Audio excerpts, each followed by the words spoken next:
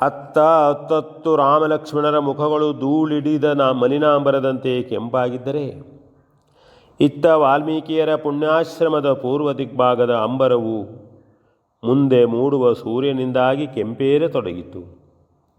ಅಲ್ಲಿ ಮಡದಿಯನ್ನು ನೆನೆದು ಹಾ ಹಾ ಎಂದು ಒಂದೇ ಸವನೆ ಶ್ರೀರಾಮನು ಉದ್ಗಾರವನ್ನೆತ್ತಿದ್ದರೆ, ಇಲ್ಲಿ ಪಂಚಮಸ್ವರದಿಂದ ಹೂ ಹೂ ಎಂದು ಕೋಗಿಲೆಯು ಸರಾಗವಾಗಿ ಹಾಡಲಾರಂಭಿಸಿತು. ಅವರವರ ಸುಖ ದುಃಖಗಳನ್ನು ಅವರವರಿಗೆ ಬಿಟ್ಟಿದ್ದನೆಂಬಂತೆ ನಿಯಮಕ್ರಮದಿಂದ ಸಾಗುವ ಕಾಲಕಾರಣನು ಕರ್ಮಸಾಕ್ಷಿಯಾಗಿ ಪೂರ್ವಾದ್ರಿ ಶಿಖರದಲ್ಲಿ ಕಾಣಿಸಿಕೊಂಡನು.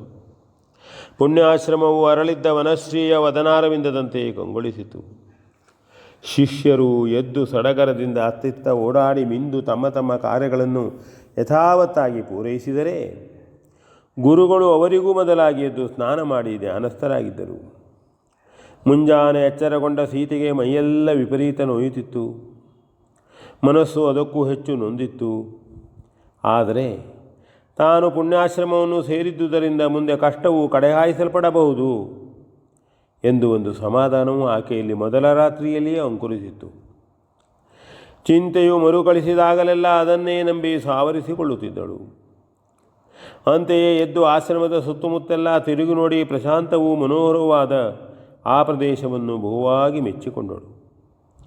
ಬಾಳೆ, ಪೇರಿಳೆ ಮುಂತಾದ ಫಲವೃಕ್ಷಗಳು, ಮೊಲ್ಲೆ, ಮಲ್ಲಿಗೆ, ಜಾಜಿ, ಸೇವಂತಿಗೆ ಮುಂತಾದ ಹೂಗಿಡಗಳು, ತಿಳಿಯಾದ ನೀರು, ಸ್ವಚ್ಛವಾದ ನೆಲ, ಸಾಕಿದ್ದ ದನಕರುಗಳು, ಬಂದು ಹೋಗುವ ಕಾಡಿನ ಹುಲ್ಲೆ, ನವಿಲುಗಳು, ಬಿದುರ ದಬ್ಬೆಯ ಗಟ್ಟಿಮುಟ್ಟಾದ ಕುಟೀರಗಳು, ನೆಟ್ಟು ಬೆಳೆಸಿದ್ದ ಗಡ್ಡೆಗೆಣಸುಗಳು, ಇವುಗಳನ್ನೆಲ್ಲ ನೋಡಿ ಆಕೆಗೆ ಆ ಸ್ಥಳದ ಕುರಿತಾಗಿಯೇ ಒಂದು ಪೂಜ್ಯತಾ ಭಾವನವು ಅಂಕುರಿಸಿತು. ಹಾಗೆಯೇ ಪಂಚವಟಿಯ ತಮ್ಮ ಆಶ್ರಮವನ್ನು ನೆನೆದುಕೊಂಡಳು. ಒಮ್ಮೆ ಅಲ್ಲಿ ನಡೆದುದನ್ನು ನೆನೆಸಿ ಆಕೆಗೆ ಸರ್ವಾಂಗವೂ ನಡುಗಿ ಹೋಯಿತು. ಮತ್ತೆ ಧೈರ್ಯಗೊಂಡು ಕಿರುತೆರೆಯ ತೀರಕ್ಕೆ ಬಂದು ದಡದಲ್ಲಿಯೇ ಕುಳಿತು ಕಾಲನ್ನು ನೀರಲ್ಲದ್ದಿ ಇಳಿಯಬಿಟ್ಟು ಕಾಡು ಮರಗಳ ಎಲೆಗೆಲ್ಲುಗಳ ಮಧ್ಯದಿಂದ ಹಾದು ಬಂದಿಳಿದು ತಂಗಾಳಿ ಬೀಸಿ ಮರದೆಲೆಯನ್ನು ಅಲುಗಿಸಿದಾಗ ಹಾರಿಸುವ ಹೊನ್ನೀರಿ ನೌಕುಳಿಯಂತೆ ಚೆಲುವಾಗಿ ಬೀಳುತ್ತಿದ್ದ ಹೂಬಿಸಿಲನ್ನೇ ನೋಡಿ ಬಿಗಿದ ಹೂವಿನ ಮೇಲೇರಿ ಮಧುವನ್ನುಂಡು ಸಂತಸಗೊಂಡು ಸಡಗರದಿಂದ ಅತ್ತಿತ್ತ ಹಾರಿ ಮತ್ತೇರಿ ಮೊರೆದು ಮೆರೆಯುವ ಭ್ರಮರಕೋಟಿಯ ಮಧುರ ಝೇಂಕೃತಿಯನ್ನೇ ಆಲಿಸಿ ನಾನಾ ಕುಸುಮರಾಜಿಯ ಕಂಪನ್ನೆತ್ತಿ ಹೊತ್ತು ಬೀಸಿ ತೀಡುವ ತಂಗಾಳಿಗೆ ಮೈಯನ್ನೊಡ್ಡಿ ಶ್ರೀರಾಮನ ನಾಮಾಮೃತವನ್ನೇ ಚಪ್ಪರಿಸುತ್ತಿದ್ದಂತೆ ನಿಧಾನವಾಗಿ ತನ್ನ ಪ್ರಾಣನಾಥನ ದಿವ್ಯ ನಾಮಾಕ್ಷರಗಳನ್ನು ಹಾಡಾಡಿ ಹಾಗೆಯೇ ಮೈ ಮರೆತಿದ್ದಳು. ಎಷ್ಟು ಹೊತ್ತು ಹಾಗೆ ಕಳೆದಿತ್ತೋ ಆಕೆಗೂ ಅದು ತಿಳಿಯಲಿಲ್ಲ. ಬೆಳಗ್ಗಿನ ಧ್ಯಾನಾದಿಗಳನ್ನು ತೀರಿಸಿ ಜಾನಕಿಯ ಯೋಗಕ್ಷೇಮವನ್ನು ವಿಚಾರಿಸಲು ನಡೆದು ಅಲ್ಲಿ ಆಕೆಯನ್ನು ಕಾಣದೆ ವಾಲ್ಮೀಕಿಯರು ಶಿಷ್ಯರನ್ನು ಕೇಳಿ ಇತ್ತ ಬಂದವರು ಸೀತೆಯ ಈ ಸ್ಥಿತಿಯನ್ನು ಕಂಡು ಹಾಗೆಯೇ ತುಸು ದೂರ ನಿಂತು ಅದನ್ನೇ ನೋಡಿ ನೋಡಿ ಭಾವಸಮಾಧಿಯಲ್ಲಿ ಇಳಿದು ಹೋಗಿದ್ದರು.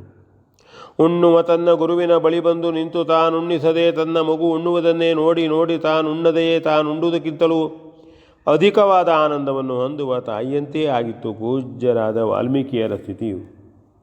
ಎಷ್ಟೋ ಹೊತ್ತಿನ ಬಳಿಕ ಮೈ ತಿಳಿದು ಸ್ನಾನ ಮಾಡಿ ಸೀತೆಯು ಆಶ್ರಮದತ್ತ ಹೊರಡಲು ಎದ್ದಾಗ ಅಲ್ಲೇ ನಿಂತು ತನ್ಮಯರಾಗಿದ್ದ ವಾಲ್ಮೀಕಿಯರನ್ನು ಕಂಡು ಹಾಗೆಯೇ ನಿಂತು ಬಿಟ್ಟಳು. ಅವರು ಅದೇ ಸ್ಥಿತಿಯಲ್ಲಿದ್ದುದರಿಂದ ಸೀತೆಯು ವಂದಿಸಿದ್ದೂ ಗೊತ್ತಾಗಲಿಲ್ಲ. ಅಷ್ಟರಲ್ಲಿ ನೀರು ಕುಡಿಸಲೆಂದು ಆಕಳುಗಳನ್ನು ತೊರೆಗೆ ತರುವ ಶಿಷ್ಯರ ಬೊಬ್ಬಾಟದಿಂದ ವಾಲ್ಮೀಕಿಯರ ಭಾವಸಮಾಧಿಯು ಭಂಗಗೊಂಡಿತು. ಕಣ್ತೆರೆದರು. ಸೀತೆಯು ಕಣ್ಣ ಮುಂದೆಯೇ ಕೈಜೋಡಿಸಿಕೊಂಡಿದ್ದಳು. ನಿಟ್ಟುಸಿರನ್ನು ಬಿಟ್ಟು ನಸುನಕ್ಕು, ಅಮ್ಮ ಸ್ನಾನವಾಯಿತೇ, ನಡೆ ಆಶ್ರಮಕ್ಕೆ ಹೋಗೋಣ ಎಂದು ಅವಳನ್ನು ಮುಂದಿಟ್ಟುಕೊಂಡು ಮಹರ್ಷಿಗಳು ಆಶ್ರಮಕ್ಕೆ ಬಂದರು. ಸೀತೆಯು ಅವಳಿಗಾಗಿ ತೆರವು ಮಾಡಿಕೊಟ್ಟಿದ್ದ ಕುಟೀರಕ್ಕೆ ನಡೆದು ಮಡಿಯುಟ್ಟು ಕುಂಕುಮ ಹಚ್ಚಿ ಕೈ ಮುಗಿದು ಪತಿಯನ್ನೇ ಧ್ಯಾನಿಸಿ ಬಂದು ವಾಲ್ಮೀಕಿಯರಿಗೆ ನಮಸ್ಕರಿಸಿದಳು. ಅವರು ಇವಳನ್ನು ಹರಸಿ ಹೋಗು ಆಹಾರ ತೆಗೆದುಕೋ ಎಂದು ಸೂಚಿಸಿದಂತೆ ಬಂದು ಹಾಲು ಕುಡಿದು ಹಣ್ಣು ತಿಂದು ಕೈ ತೊಳೆದುಕೊಂಡಳು. V N Bhagavat ಪರ್ಬಳ್ಳಿ.